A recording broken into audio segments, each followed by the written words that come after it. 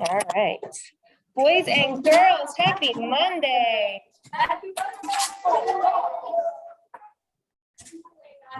Say hello. Today we have. Hi. Level 0 now.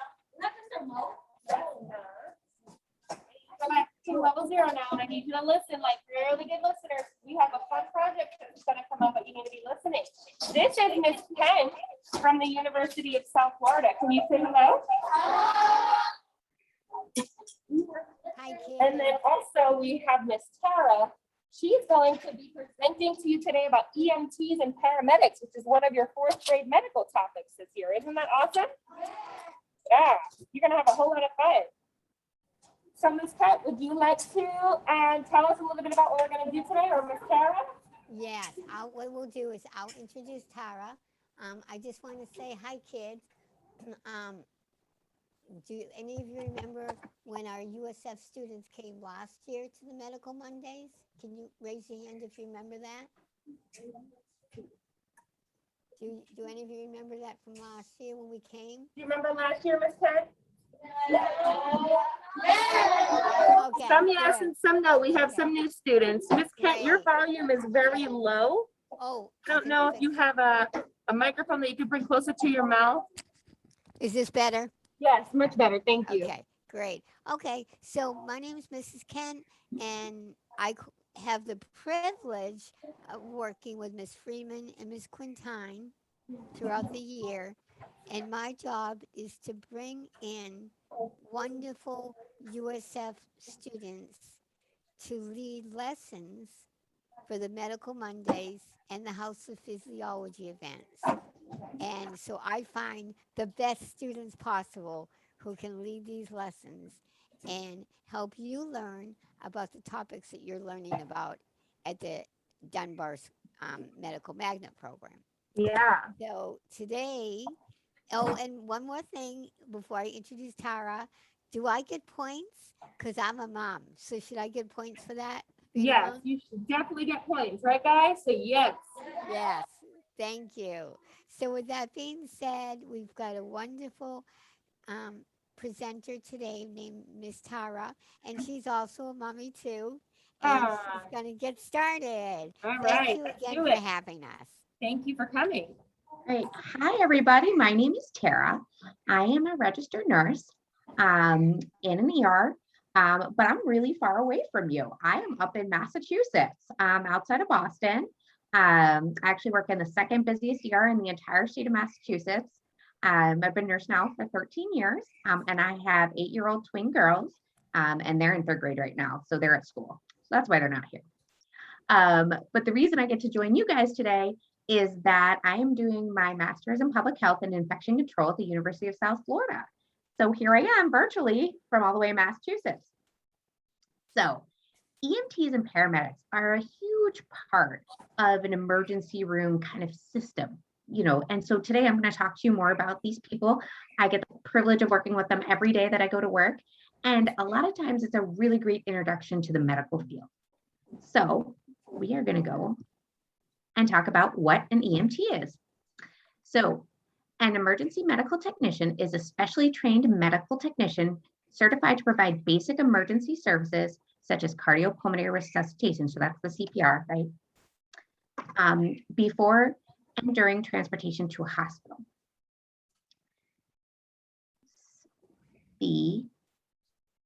What is the role of EMTs? Well, interestingly enough, in every state, it actually varies. In Florida, you actually have 3 different levels of EMTs. There's a basic, intermediate, and advanced. In Massachusetts, we only have basic EMTs, actually, interestingly enough. And each of those different levels can do different things. So a basic EMT is generally the first person that gets to a 911 call. So you call 911, you say, I need medical help. They're going to be the first people that show up. So their job is to assess and determine what the patient needs.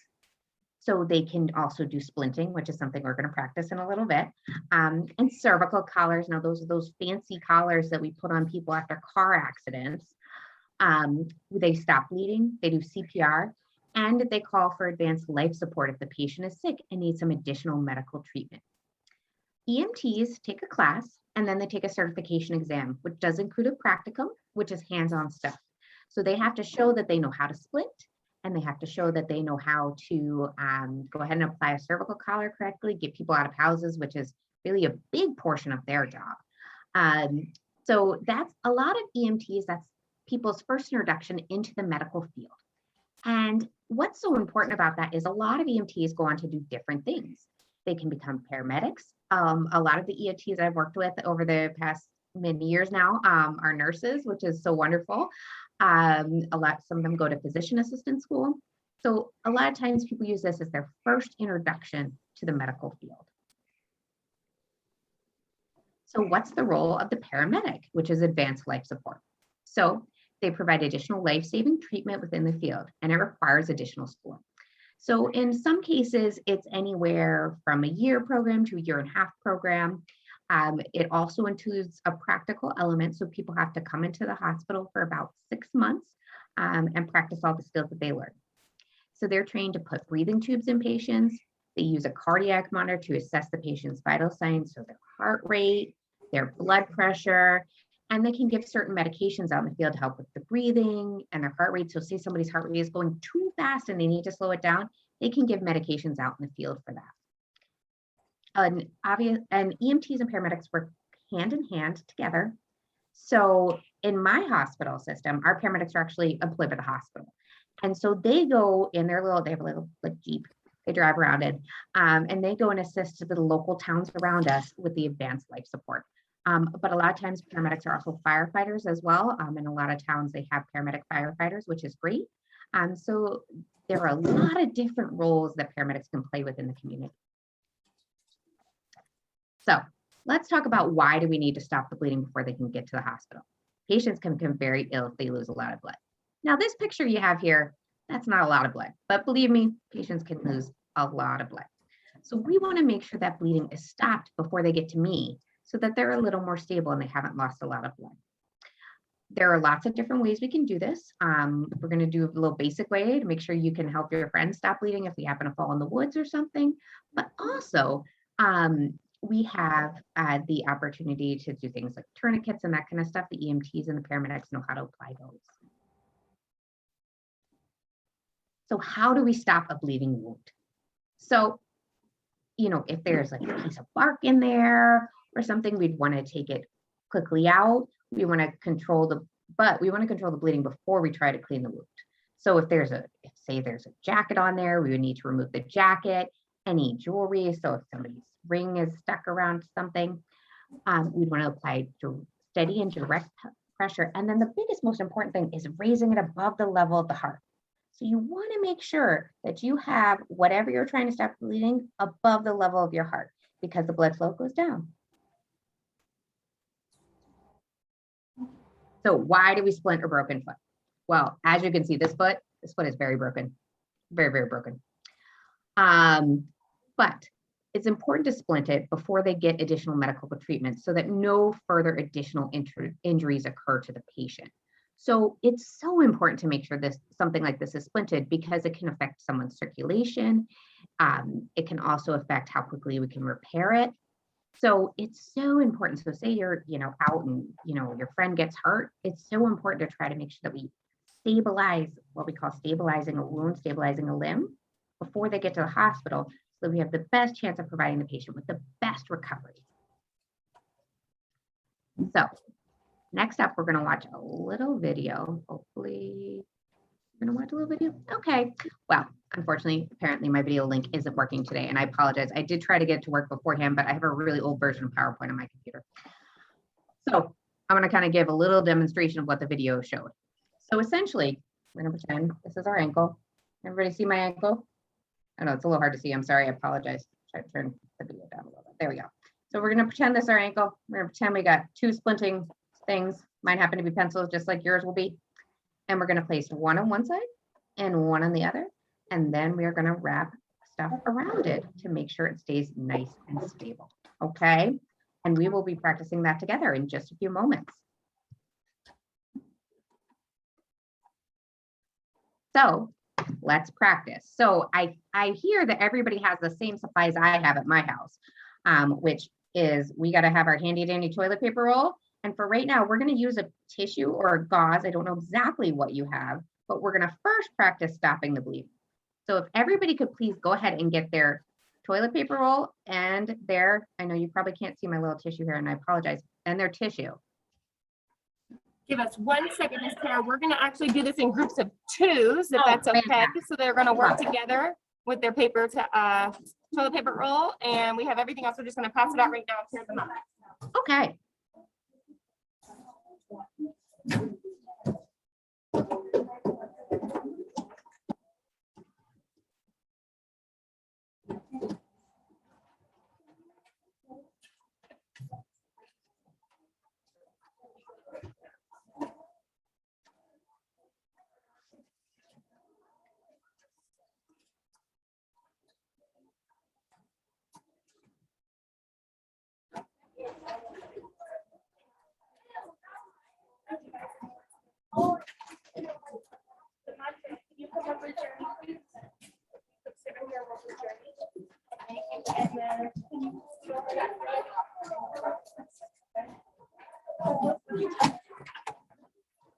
All right, so you should have 1 toilet paper roll and 2 pencils per group.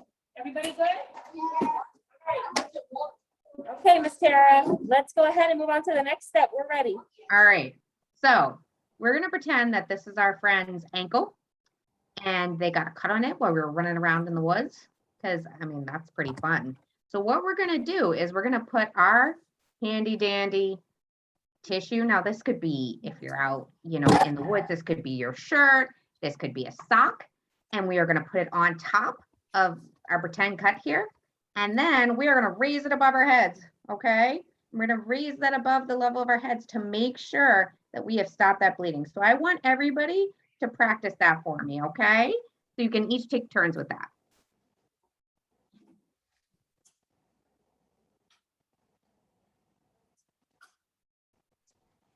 All right, we're going with the gauze. You're gonna hold it above your head. So the blood is coming down.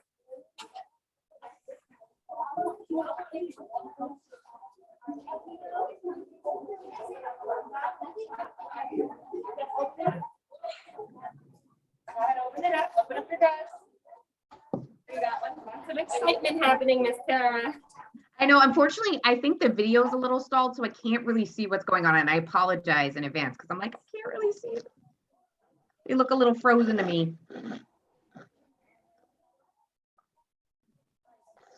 All right. So just let me know when everybody's done practicing. Everybody done practicing holding it above your head? All right. All right. You guys ready for the next step? All right. If it happened on your ankle, you could probably lift your ankle up into the air, right? Because Miss Tara said it has to be lifted above your head. So maybe Above your heart. elevate that it a heart. little bit. Is this So if better? you're lying down and it's on your ankle, then you just raise that ankle up. Okay. So next up, we are going to come Ready? to us. Listen. Next We're going step. to come up to our splinting. So once again, we have our handy dandy ankle. And we have our 2 pencils, which we're going to pretend are sticks because we're in the woods, right? So we have some sticks here because our friend's ankle is facing the wrong way. It's no good. Should not have an ankle facing the wrong way. Okay. So we are going to place a pencil on one side, a pencil on the other. And I don't know if you have gauze, but I don't have gauze. So I have my masking tape. But if you guys have gauze, you're going to wrap the gauze around it and make sure that we have the pencils are nice and secure on either side of our ankle. Okay.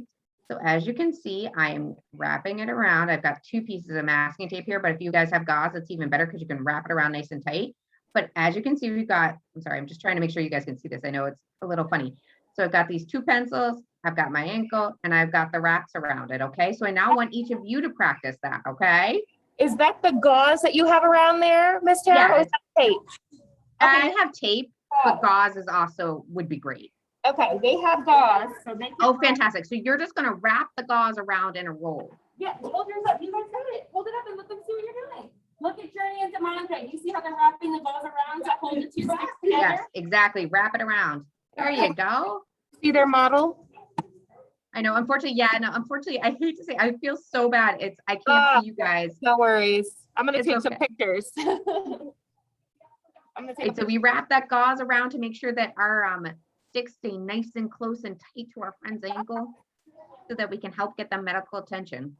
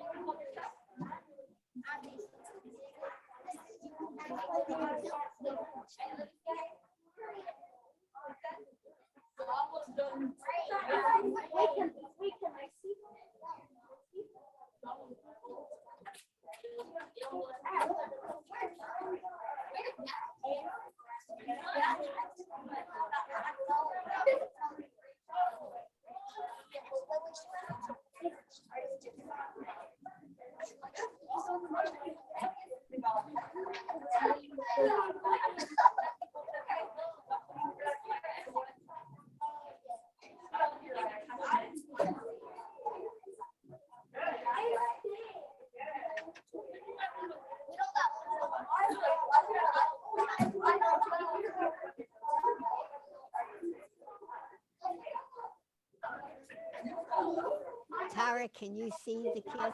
I can't, no. Me I know, neither. it's okay. You can hear them. I know they're working on it.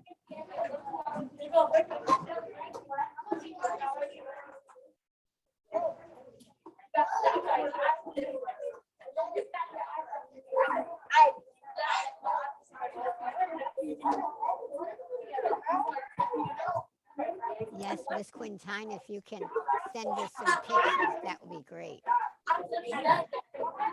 How's it going, everybody? Yeah? I know we're kind of getting close on time, so I just want to go through a couple more things. I added a slide this morning, okay? So I want to talk about how do we keep ourselves from getting hurt. So, and you guys, I can hear you guys. So hopefully you can get some answers. You can give me some answers. So tell me, how would you protect your head when you're skiing down a mountain? I know you guys don't ski. We ski up here, but it's the same principle when we're riding our bike. We wear our. How do you protect your head? Yeah. Did you hear that? He said wear a helmet. That's right.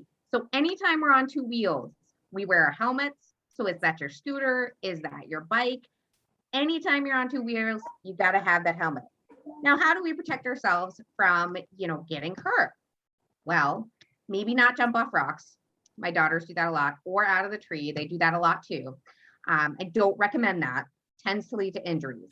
But we just got to think about ahead of time about what we're doing. Okay. So if it looks a little unsafe, it probably is unsafe, right?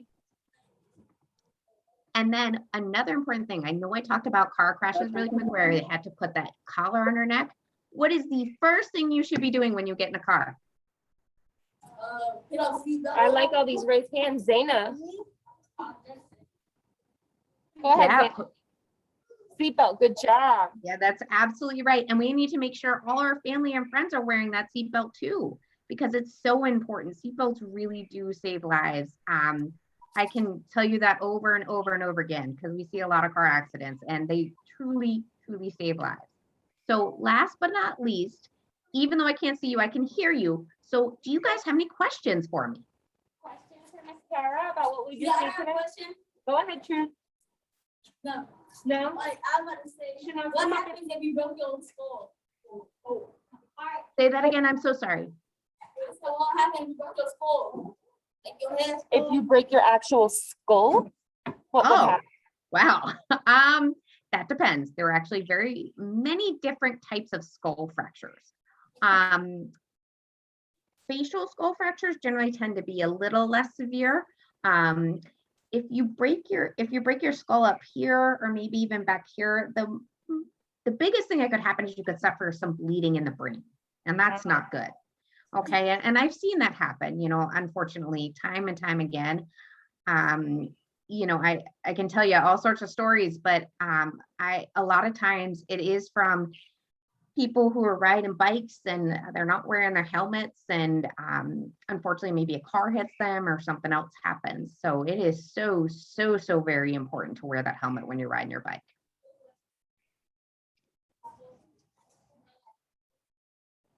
Could be the same thing as if your skull cracked, right? Yeah. Yeah. Okay, we have another question from Chanel. Go ahead and ask your question. Are you doctor? Am I a doctor? No, I'm a nurse. So a registered nurse goes to school for 4 years, and we study nursing. So what I do is especially in the emergency room. So I'll give you an example. So say an ambulance comes in, the EMTs or the paramedics talk to me first. So they tell me the story of the patient, why the patient is here, what they might have done out in the field for the patient. So if they put a splint on or if they had to give them medicine. I then kind of go ahead and start treating the patient by drawing their blood, hooking them up to my cardiac monitor, which monitors our heart rate and our oxygen and our blood pressure. And I ask them questions like, how are they feeling? How did this happen? And then I work closely with the doctor. So the doctor and I work very closely together to determine what's best for the patient, and how we're going to treat them. So it's pretty awesome. I love my job. Hi. Right, you can tell her. My mom is an RN. We have a lot of students whose moms are nurses here, just like you. So they're making the connection. That's awesome. I'm so happy to hear that. And I do hope that maybe someday some of you become a nurse too. Wrapped the gauze around their ankle pretty tightly. They did a nice job. Oh, good. Isaiah, go ahead and ask her your question. Nice and loud, okay? When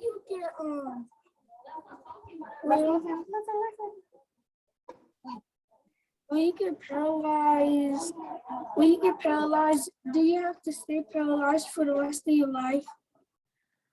So when somebody does get paralyzed, it depends. So sometimes paralysis can come from swelling of the spinal cord. If it's truly just a swelling of the spinal cord, then sometimes with proper treatment and body rest, that swelling does go down and people regain function. Unfortunately, is if there is a severing of the spinal cord or some severing of the spine itself, then in that case, we don't have the technology to fix that paralysis, which is awful sad, when that happens. So if you hurt that part that connects to your brain, sometimes it can cause some severe damage. Good question, buddy. Awesome.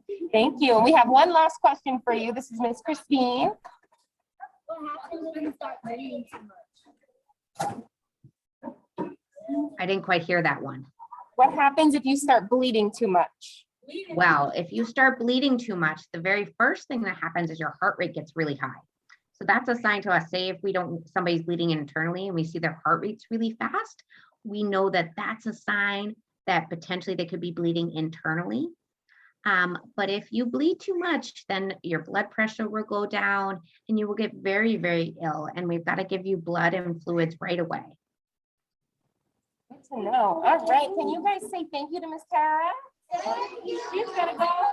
Thank you guys. I Thank really you had so fun much. talking with you today. That was Yeah, great. thank And you. kids, I think that what Tara said was so helpful because she explained how she Yes. really loves her job. She So- absolutely does. You are an awesome nurse and mom, Miss Tara. All And right. so Thank when you do so pick much. Professions, find something that you really like. And Yeah. thank you so much for having us. And you did a great job, Tara. Thank All you. right. Sure Thank you did. guys. Take care. Have a great rest of your day. Thank you. Thank you, Tara. Thank you, Ms. Bye-bye. Freeman. So great. So now James is waiting in the waiting Yeah, room. Miss Kent, just give me 1 second to wrap up with I'm this going to go ahead class. and leave. Thank Yes, you. Tara, go Thank ahead you and log so off. much. And I'm gonna get the next class ready if you just give me a moment, okay? Thank you so much. Thanks.